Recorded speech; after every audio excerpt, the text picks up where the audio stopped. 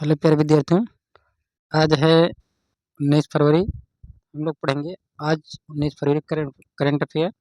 तो चलिए पढ़ते हैं आज करंट अफेयर। प्यारे विद्यार्थियों, आप सुबह सोकर उठें तो एक लक्ष्य बनाने का प्रयास करें और उस लक्ष्य को हासिल करने के लिए पूरा दिन अपना लगा दें। और चलिए पढ़ते हैं आज का करंट अफेयर। आज का पहला प्रश्न है, क्या हाल ही में किस राज्य सरकार ने नए वन्यजीव संरक्षण नियम लागू किए हैं जो नीलगाय को मारने की अनुमति देते हैं? तो ये लागू किया गया है हरियाणा सरकार के द्वारा। तो हरियाणा सरकार ने क्या किया है, नीलगाय को क्या किया है, मारने की अनुमति दे दिया है। तो नीलगाय को मारने की अनुमति देने वाला राज्य कौन बन गया है? हरियाणा। कारण क्या है कि जो हरियाणा है, हरियाणा में किसानों को बहुत ही ज़्यादा नीलगाय से परेशानी हो रही है। तो किसानों की परेशानी को हल करने के लिए ये अनुमति दी गई है कि हरियाणा सरकार ने क्या किया है, नीलगाय को मारने की अनुमति दी है। पढ़ लेते हैं। अगला प्रश्न है, क्या हाल ही में यूक्रेन के राष्ट्रपति ने किस देश के लिए एक सशस्त्र सेना के गठन का आह्वान किया है? क्या यूक्रेन के राष्ट्रपति ने किस देश के लिए एक सशस्त्र सेना के गठन का आह्वान किया है? ये किया है यूरोप के लिए।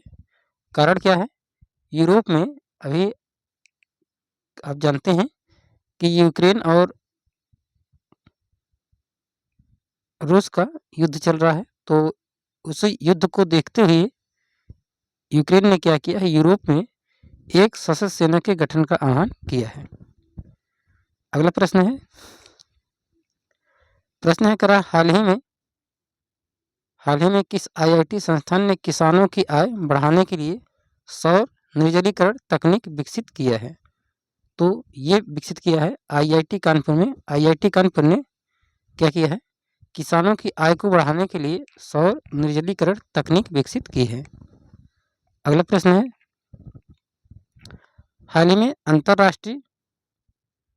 अंतर्राष्ट्रीय ऊर्जा एजेंसी आईईए की रिपोर्ट के अनुसार भारत की प्राकृतिक गैस की खपत वर्ष 2030 तक कितने प्रतिशत बढ़ जाएगी? तो ये बढ़ जाएगी 60% तक। तो भारत की जो प्राकृतिक गैस की खपत है वो वर्ष 2030 तक कितना बढ़ने का अनुमान है? 60%। अगला प्रश्न है, क्या हाल ही में काशी तमिल संगम के तीसरे संस्करण का उद्घाटन कहाँ हुआ है?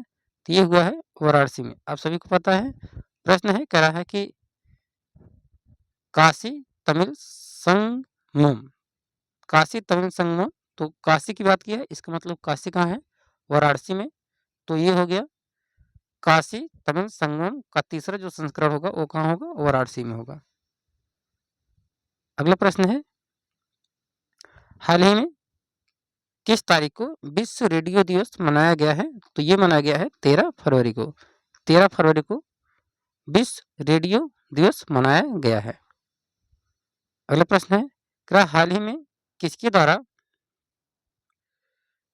वैश्विक व्यापार शिखर सम्मेलन को संबोधित किया गया है? तो ये वैश्विक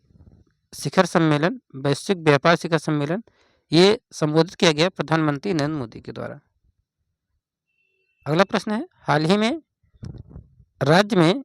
किस राज्य में राष्ट्रपति शासन लागू किया गया है? तो आप सभी को पता है कि मणिपुर के जो मुख्यमंत्री हैं उन्होंने क्या दे दिया है? त्यागपत्र दे दिया है। इसलिए मणिपुर में राष्ट्रपति शासन लगा दिया गया है। अगला प्रश्न है, कह रहा हाल ही में किस मंत्रालय द्वारा मेगा वैश्विक कार्यक्रम भारत टेक्स 2025 का आयोजन किया गया है? तो ये आयोजन किया गया है वन वस्त्र मंत्रालय के द्वारा। तो भारत टेक्स 2025 का आयोजन किसके द्वारा किया गया? वस्त्र मंत्रालय के द्वारा। अगला प्रश्न है, क्या हाल ही में कहाँ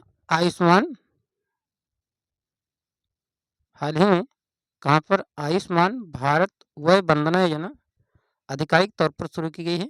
तो आयुष्मान भारत वय वंदना योजना जो है ये शुरू की गई है पुदुचेरी में। अगला प्रश्न कह रहा है कि हाल ही में किस तारीख को वैश्विक पर्यटन लचीलापन दिवस मनाया गया? तो अगर बात करते हैं वैश्विक पर्यटन लचीलापन दिवस, तो ये मनाया गया 17 फरवरी को। 17 फरवरी को वैश्विक पर्यटन लचीलापन दिवस मनाया गया। आज का अंतिम प्रश्न है, निम्न में से किस देश द्वारा ब्रिक्स शिखर सम्मेलन जुलाई में आयोजित किया जाएगा? तो ये ब्रिक्स शिखर सम्मेलन जुलाई में आयोजित होगा और इसका आयोजन कहाँ होगा? ब्राजील में। प्यारे विद्यार्थियों, ऐसे ही डेली करंट अफेयर पढ़ने के लिए आप हमारे इस चैनल नेक्स्ट 2.0 को सब्सक्राइब कीजिए और इस वीडियो अगर अच्छी लगी हो तो प्लीज़ वीडियो को लाइक जरूर कीजिए, कमेंट बॉक्स में बताइएगा। तो आज की वीडियो यहीं मिलते हैं कल की वीडियो में। Thank you. जय हिंद साथियों।